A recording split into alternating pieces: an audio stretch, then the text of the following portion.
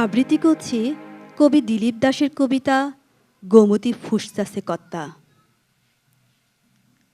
গোমতী ফুসতাছে কত্তা, জল বাড়তাছে, ঢেউ খেলতাছে, পাক মারতাছে।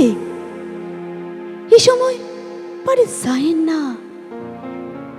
কর্তা দেহেন চাইয়া পাহাড় থেকে কেমন ঘুরাইয়া ঘুরাইয়া লাল ঢল নাইমাইতাছে।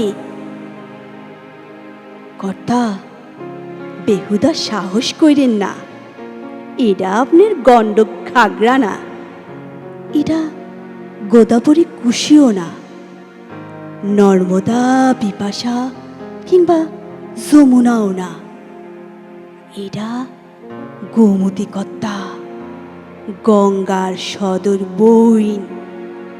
দেখতে শুরু, কিন্তু ভিতরে ভিতরে বেজায় টান কর্তা, কাছে গেলেই টের পাইবে নাইকা।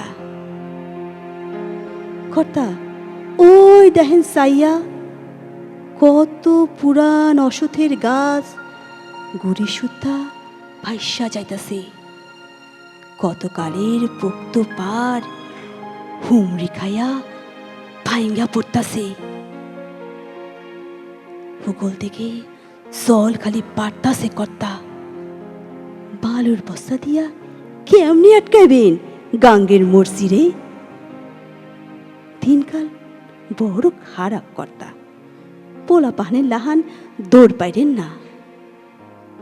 কর্তা জল খালি বাড়তাছে, কর্তা পার ভাঙ্গা পড়তাছে, কর্তা সাবধান কর্তা, গোমতী ফুসতাছে ফুসতাছে কর্তা।